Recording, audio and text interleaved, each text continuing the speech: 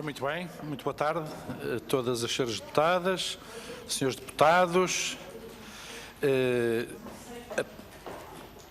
Envio também os cumprimentos para a candidata a membro do Conselho Nacional, Anabela da Silva Castro, que naturalmente nos está a acompanhar.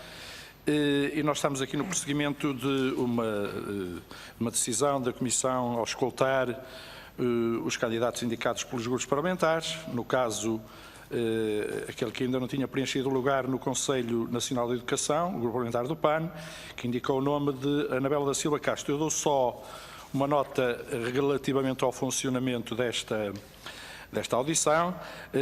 Primeiro intervém a ser candidata, Anabela da Silva Castro, com 10 minutos, e depois todos os grupos parlamentares, por hierarquia de representatividade, com 3 minutos, concluindo a senhora candidata, a representante no Conselho Nacional de Educação, com 10 minutos. Isto num total que pode fazer os 44 minutos no máximo. Então, estamos prontos a assumir a nossa ordem do dia, que hoje traz, no primeiro ponto, a audição da candidata a membro do Conselho Nacional de Educação, Anabela da Silva Castro, e depois temos, no ponto 2, outros assuntos, que será uma resenha muito rápida daquilo que ontem eu já transmiti relativamente à ordem do dia da próxima reunião. Portanto, estamos em condições de assumir a nossa audição de hoje. Eu dava as boas-vindas e chamava à 8ª Comissão representante, a pessoa indicada pelo Grupo Parlamentar do PAN, Anabela da Silva Castro. Está-nos a ouvir e a ver. Muito bem, nós estamos a vê-la, agora falta ouvir só. Não sei se estamos, penso que já tivemos. Já consegue. Está, sim, senhor. Então, tem 10 minutos para nos dar a expectativa relativamente à nomeação pelo Grupo Parlamentar do PAN, que representa para o Conselho Nacional de Educação. Tem 10 minutos, então, pode usar a palavra, tenha à vontade. Obrigada, Sr. Presidente. Agradecer ao Sr. Presidente e também aos senhores deputados e senhoras deputadas a possibilidade de estar aqui, manifestar o meu interesse e também explicar um pouco o meu percurso formativo e profissional, no sentido de explicar quais as razões também que levam a que eu possa estar aqui hoje. Se calhar dar aqui só uma nota prévia que eu gostaria de avançar, que tem a ver com, eu sou psicóloga de formação de base, portanto sou psicóloga, fiz especialização em consulta psicológica de jovens e adultos, mas estive sempre ligada à educação de alguma forma, por opção e às vezes também por oportunidade, e queria começar por dar essa nota.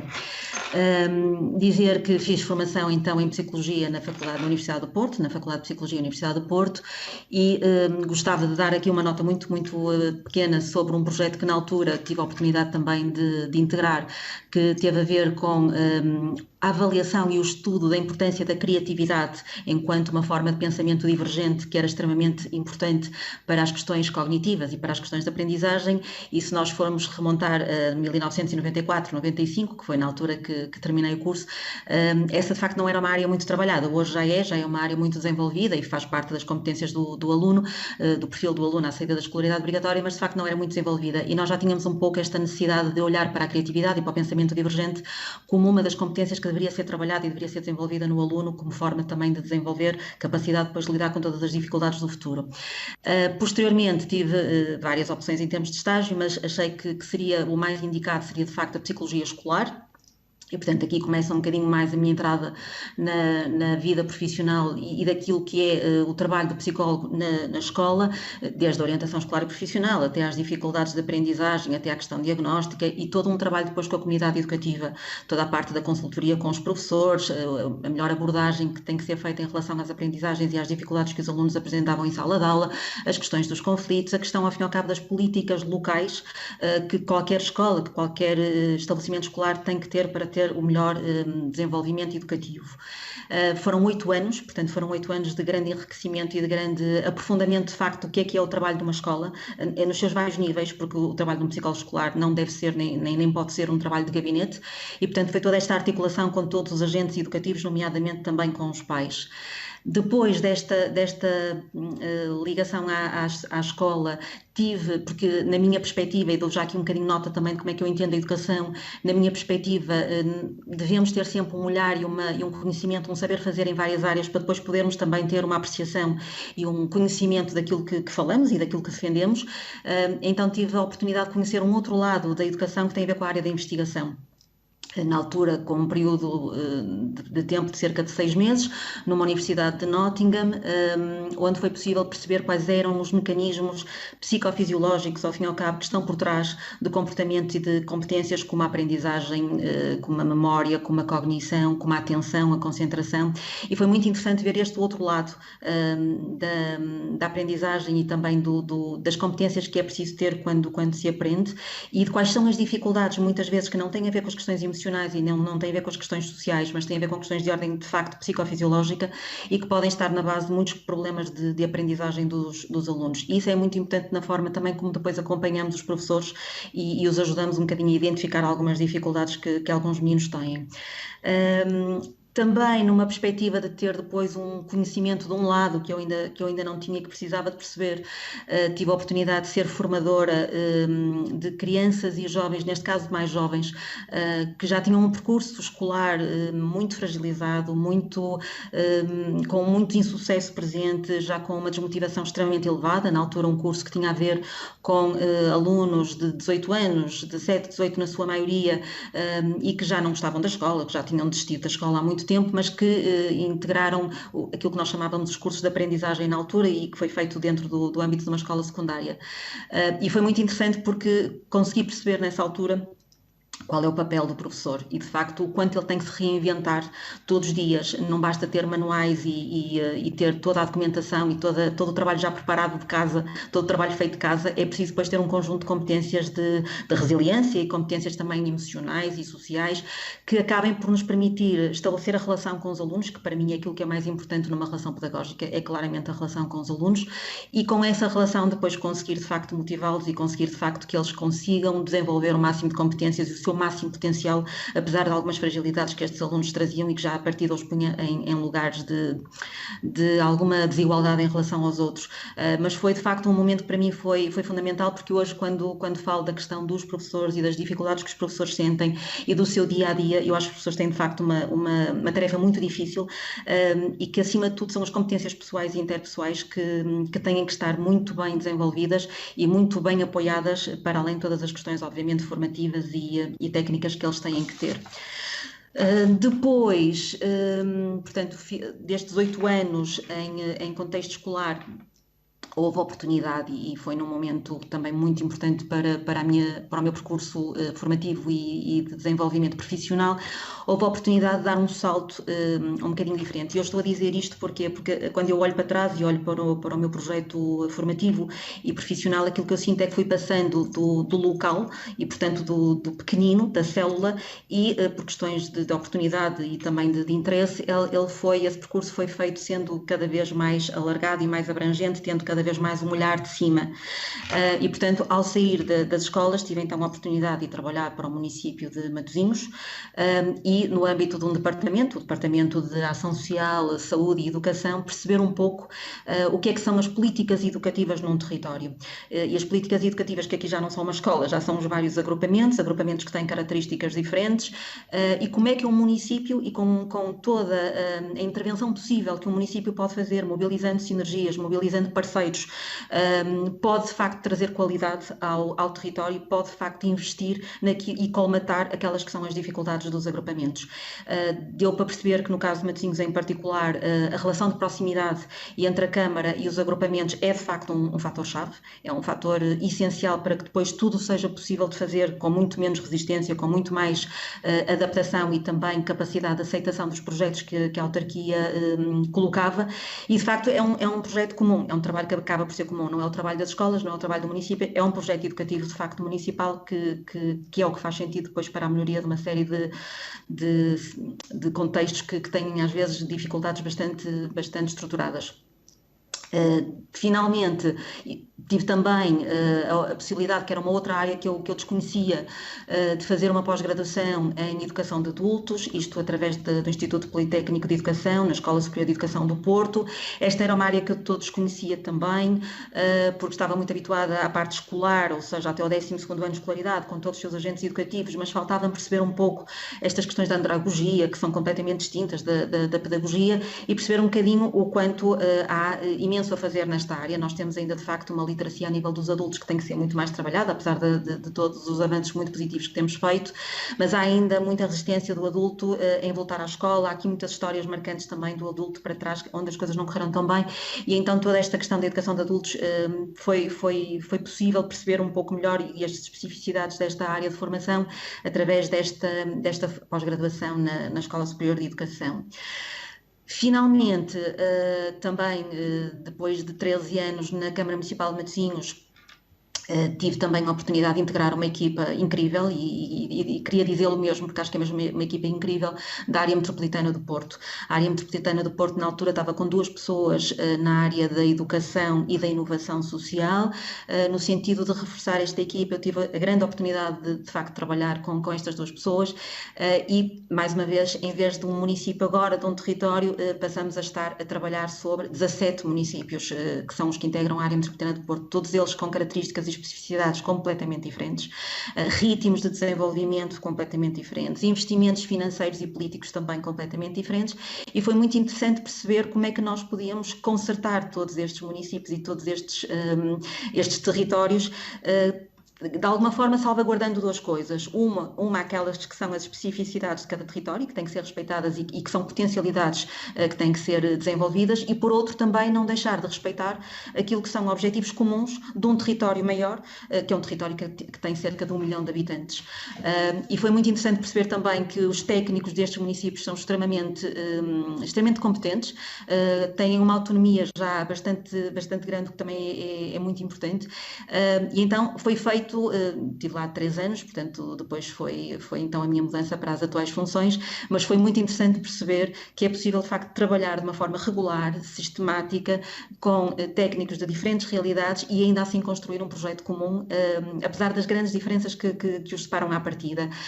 Estive a acompanhar aquilo que são os PCs ou os PCS, aquilo que são os Planos Integrados Inovadores de Combate ao Insucesso Escolar, e que foi muito importante na medida em que também trouxeram a oportunidade e o financiamento para um conjunto de projetos de inovação educativa que puderam ser testados e que se calhar até agora não têm tido grande oportunidade de ser feitos, e falo aqui de projetos que tanto voltaram a trabalhar as questões da criatividade, como eu já falei há pouco, como as questões daqueles alunos completamente desmotivados, mas que encontraram em si próprios um potencial e um talento que quiseram desenvolver, como as questões da saúde mental, que para mim são fundamentais a nível da escola, não numa lógica, obviamente, da escola ter profissionais de psicologia em vez dos professores, nada disso, mas numa lógica dos professores terem uma literacia em saúde mental que os apoie na identificação de sinais precoces de concluir, por favor.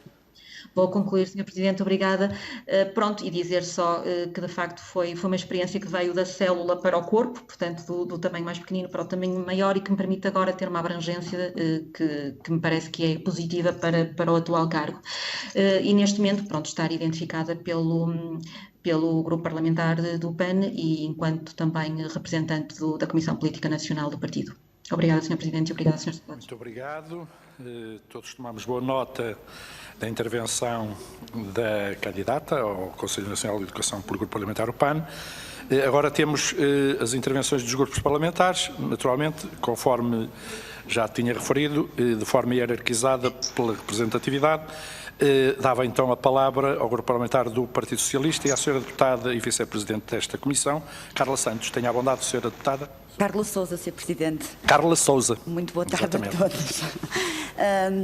Eu começo por saudar a candidata a conselheira à Comissão Nacional de Educação, a doutora Anabela da Silva Castro, que a convite do PAN aceitou esta nomeação para este importante órgão estratégico de aconselhamento para as políticas educativas. Eu confesso que depois, não só do currículo profissional que nos foi enviado, mas também do entusiasmo que colocou nesta sua apresentação, parece-me que em parte nós deveríamos ficar por aqui.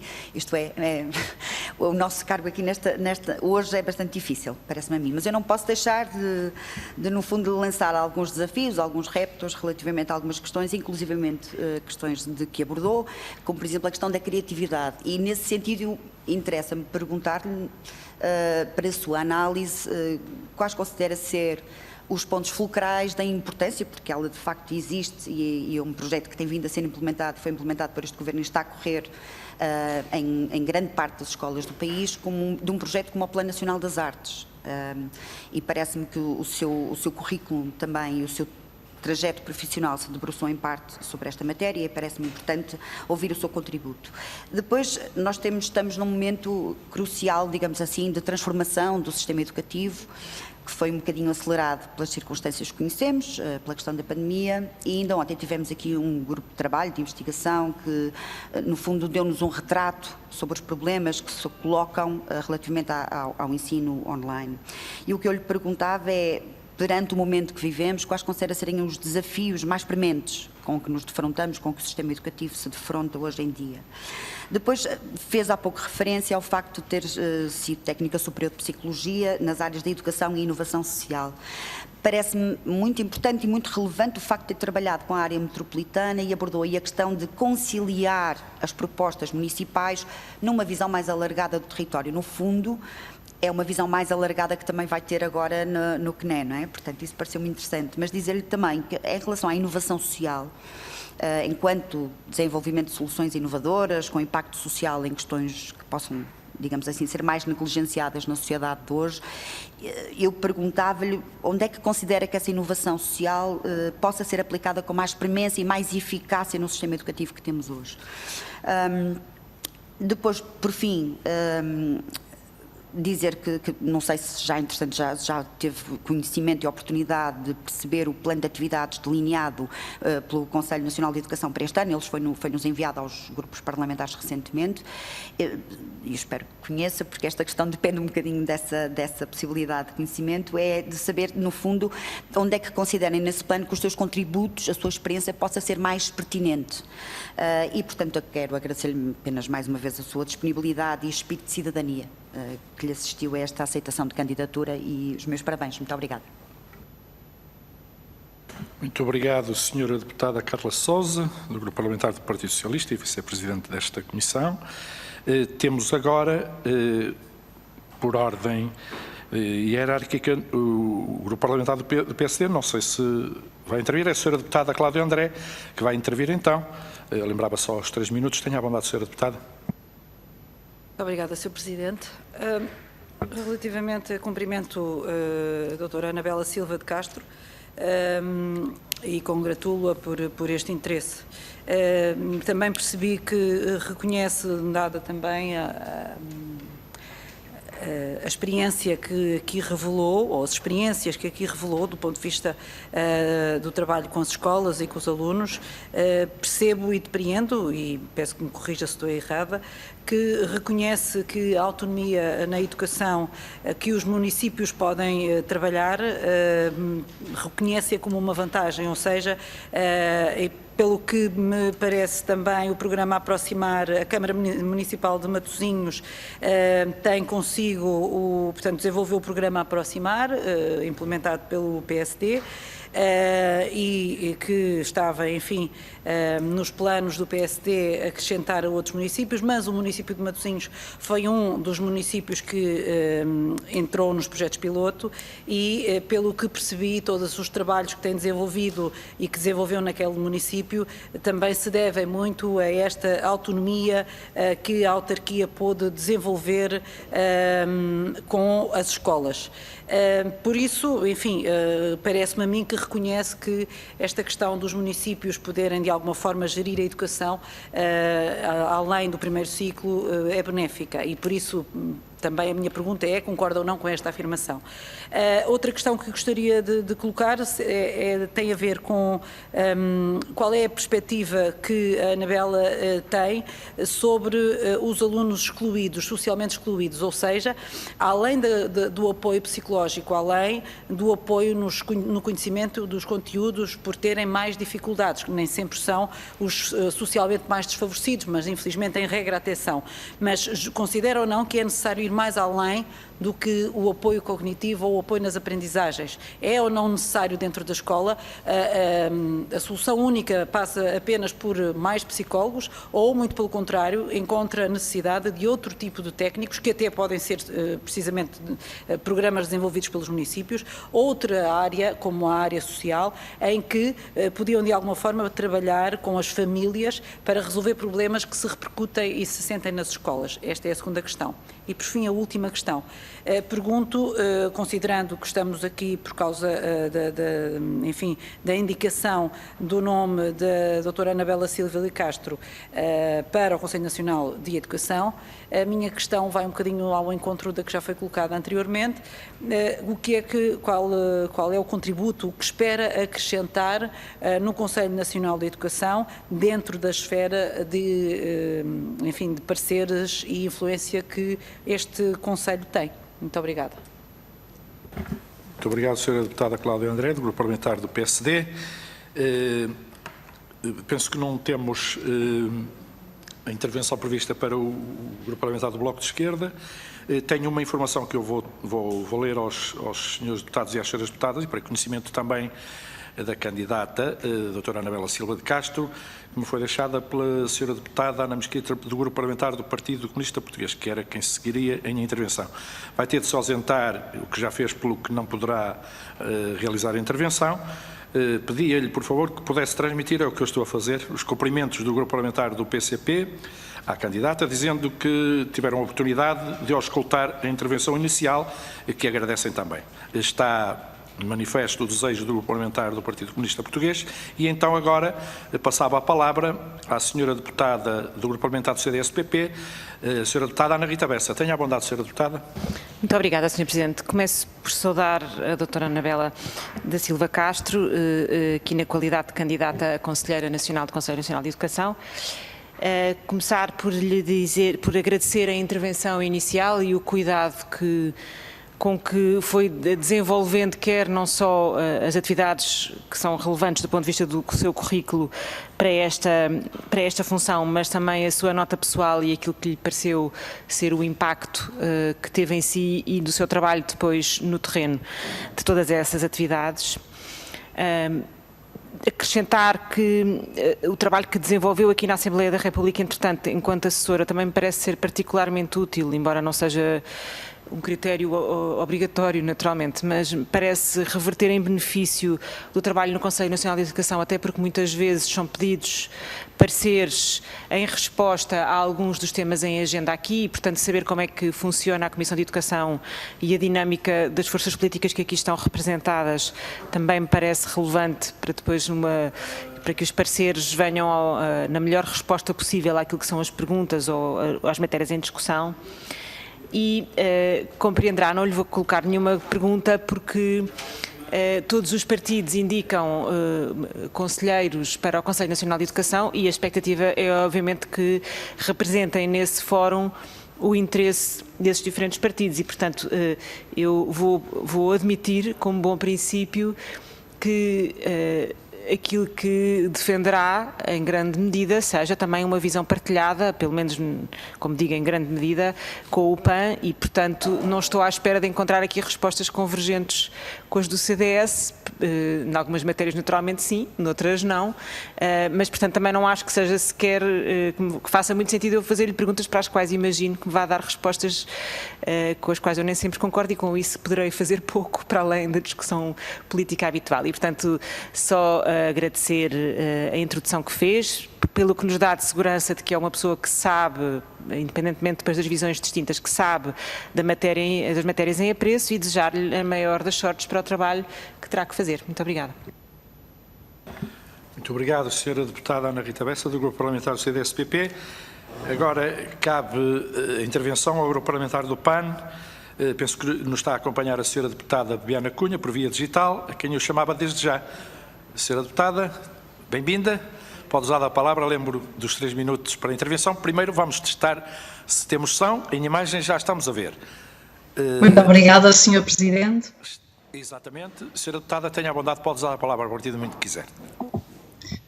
Cumprimentar o Sr. Presidente, as senhoras e os senhores deputados presentes e cumprimentar a doutora Anabela Silva e Castro. Apenas após aquela que foi a intervenção inicial, penso que todos estamos esclarecidos quanto à relevância não só do seu currículo, mas aqui também indo até ao encontro do que a senhora deputada do Partido Socialista referiu, aquele que foi o entusiasmo com que fez a sua exposição de motivos, no fundo, relativamente à sua disponibilidade para ser candidata ao Conselho Nacional de Educação. Penso que torna por demais evidente não só aquilo que é a sua experiência profissional e como ela pode ser relevante para contribuir para aquilo que será o papel ou que será as funções que poderá vir a desempenhar neste Conselho Nacional e também, no fundo, aquela que evidentemente é também uma visão que partilhamos e por isso agradeço à doutora Anabela Castro ter aceito este convite e estar cá hoje connosco precisamente para prestar todos os esclarecimentos necessários que as senhoras e senhores deputados entendam por conveniente. Como muito bem referiu, aquela que é a sua experiência e também a sua visão da educação numa perspectiva transdisciplinar, numa perspectiva que caminhou sempre até do seu ponto de vista pessoal e profissional da célula para o corpo, repetindo uma expressão que usou, no fundo, do micro para o macro. Parece-nos muito importante sublinhar também essa capacidade de análise de pormenor, mas também a leitura ampla daquilo que podem ser as políticas de educação, nomeadamente naquilo que é, evidentemente, a identificação dos diferentes problemas, mas a capacidade de apresentar soluções para os mesmos e que, claramente, ao longo do seu percurso pessoal e profissional, foi sempre mostrando ser bastante capaz de o fazer. Eu fazia só um pedido de esclarecimento adicional, caso tenha tempo nas respostas que, entretanto, terá que dar e que prende-se com a importância dos serviços de orientação vocacional e profissional nos contextos educativos, como é que os vê e como é que considera que eles têm que caminhar naquilo que são as políticas educativas, precisamente também encadeando-os naquilo que é um perfil do aluno do século XXI que tanto se fala e que da parte do PAN temos vindo a referir que ele tem muitas dificuldades em sair do papel, fruto de todos os obstáculos que existem para isso mesmo. Por fim, voltar simplesmente a agradecer e a disponibilidade, este espírito de cidadania e de missão cívica que caracterizam a doutora Anabela Silva e Castro e que espero então que possa prestar os esclarecimentos que foram pedidos. Muito obrigada. Muito obrigado, Sra. Deputada Bebiana Cunha, do Grupo Parlamentar do PAN. Não tendo registro de outras intervenções, devolveríamos a palavra à candidata, a doutora Anabela da Silva Castro, para responder às questões que aqui foram colocadas. Chamava então à Comissão, doutora Anabela Silva Castro. Tenha a bondade, pode usar a palavra até 10 minutos, só para recordar. Tenha a bondade. Só ia chamar a atenção de um pequeno pormenor, que é a questão do som. Não temos som. Penso que já têm agora. Temos, sim, senhor. Tenha a bondade, pode usar a palavra. Obrigada. E obrigada também pelas questões e todos os contributos também que foi possível então ouvir para agora poder dar alguma resposta dentro daquilo que também me parece que é o mais pertinente. E, de facto, pegando se calhar na primeira intervenção da senhora deputada Carla Sousa, do PS, de facto, a questão do Plano Nacional de Artes, para mim também, é de facto uma inovação. Para mim é uma inovação que faltava, e só para dar aqui nota do quanto as artes, o quanto eu entendo as artes como um elemento que não pode faltar à escola. Aliás, a escola tem que estar aberta à comunidade e a comunidade aberta à escola. A escola não pode estar fechada nas suas paredes, e as sociedades educadoras é isso mesmo que nos dizem, ou seja, devemos intencionalizar tudo o que existe na comunidade de forma a que seja educativo, e só assim é que de facto nós podemos fazer educação e ser uma cidade educadora.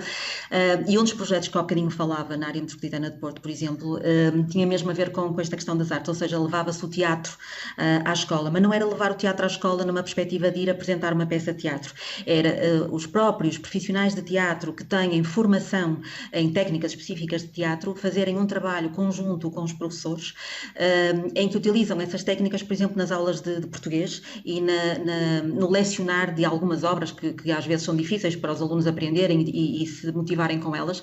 E então, durante 3 anos, temos um trabalho de cooperação entre técnicos especializados, portanto não são só os psicólogos, temos aqui técnicos especializados da área das artes, por exemplo, a promoverem em conjunto com o professor titular da disciplina de português as melhores ferramentas e estratégias para se desenvolver a aptidão pela leitura, a aptidão pela cultura, as questões até da própria capacidade de expressão do aluno perante uma turma através das técnicas do teatro, e é muito interessante ver os resultados da medição de impacto que esse estudo e que esse trabalho está a ter no resultado escolar, por exemplo, não só nas questões interpessoais, mas no resultado escolar concreto que os alunos depois têm na disciplina de português. E, portanto, eu acho que as artes, como o desporto, são áreas que às vezes ficam um bocadinho de fora, ficam um bocadinho desvalorizadas, e elas são, de facto, ferramentas de sucesso e ferramentas de integração que não devem ser de todo descuradas. À semelhança de outras disciplinas, estas devem ter o mesmo poder e o mesmo potencial de utilização.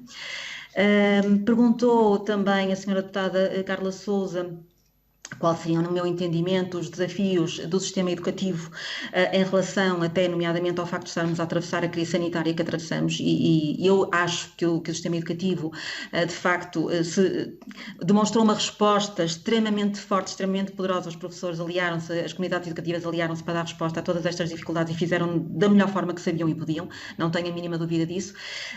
Acredito que, fruto das desigualdades que já existiam e que foram acentuadas, claramente vamos ter aqui impactos muito negativos em alguns meninos e em algumas meninas, e que nos caberá a todos garantir que esses impactos dos quais eles não têm qualquer responsabilidade são minimizados, são ao máximo mitigados.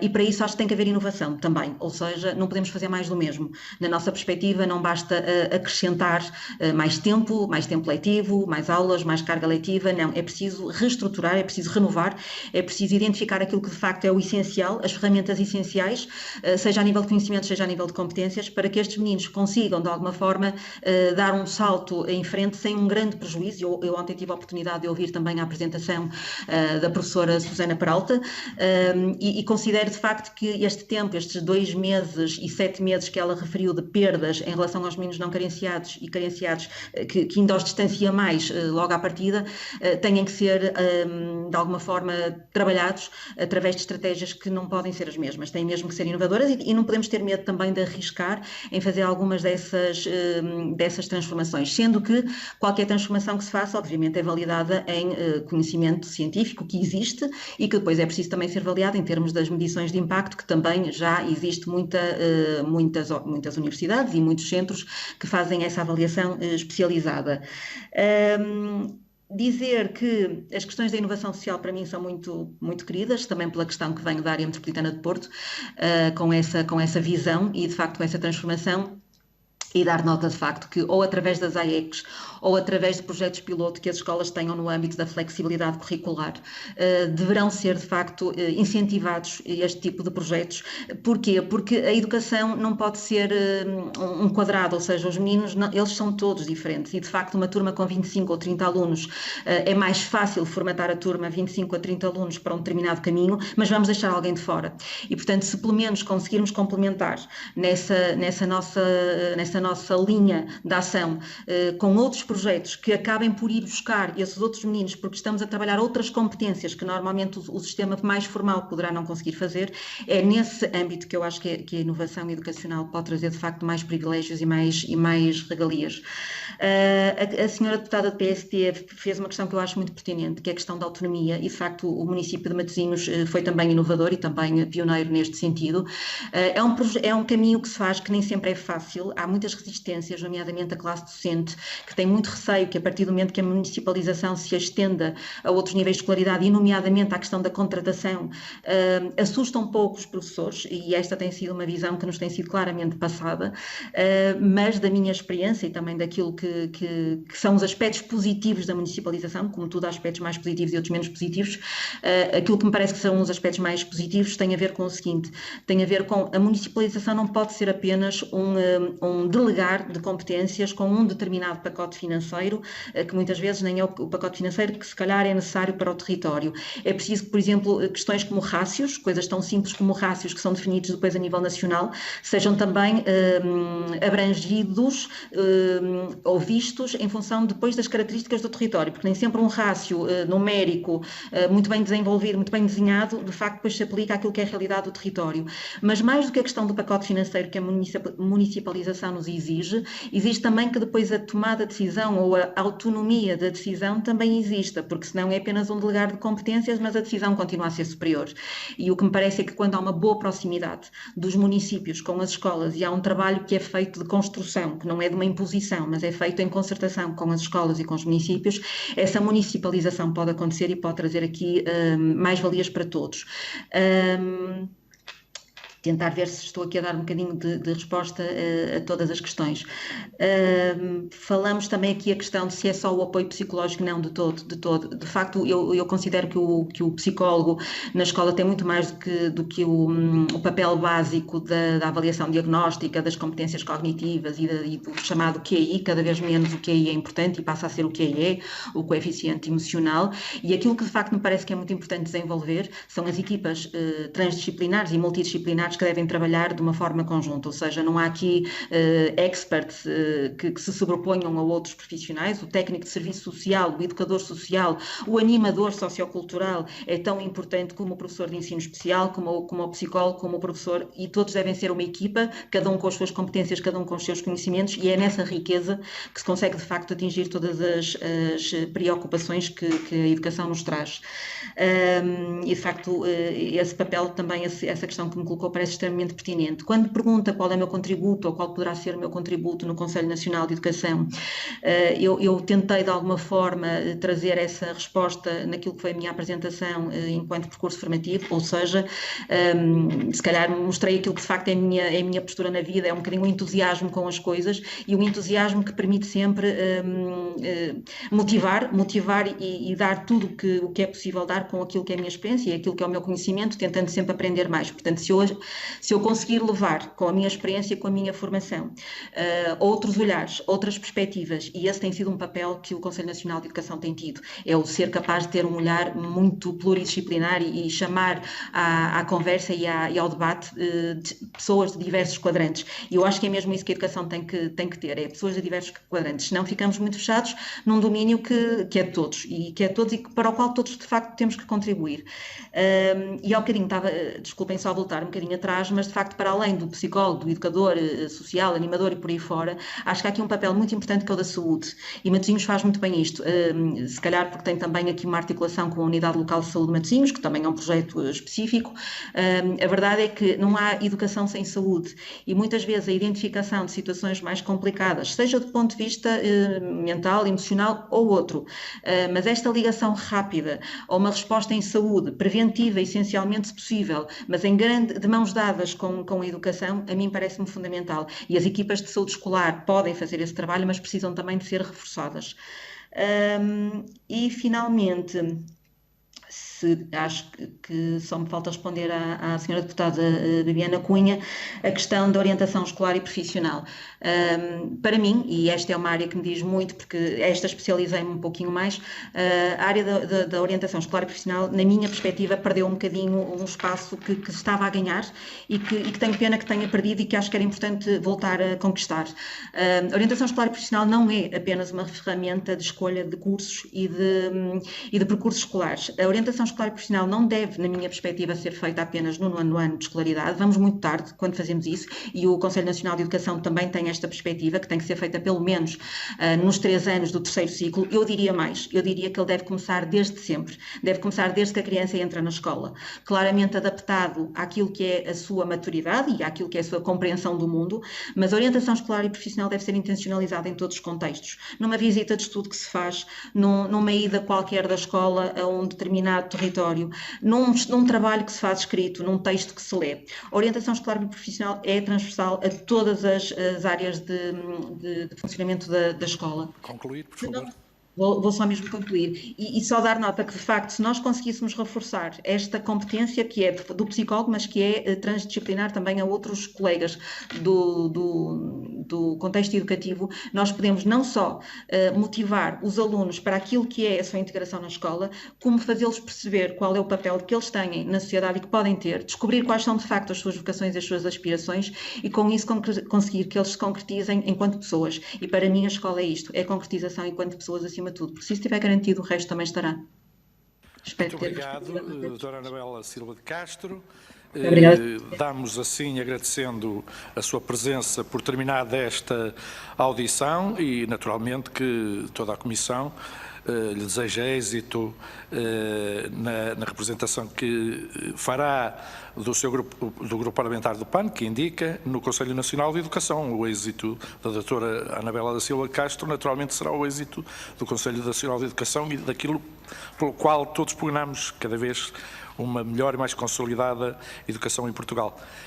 Eu dava por encerrada então esta audição, pedindo aos senhores deputados e às senhoras deputadas só 1 minuto apenas para nós, prosseguindo a nossa reunião e despedindo neste momento da doutora Anabela da Silva de Castro. Muito obrigado. Muito obrigada. Obrigado.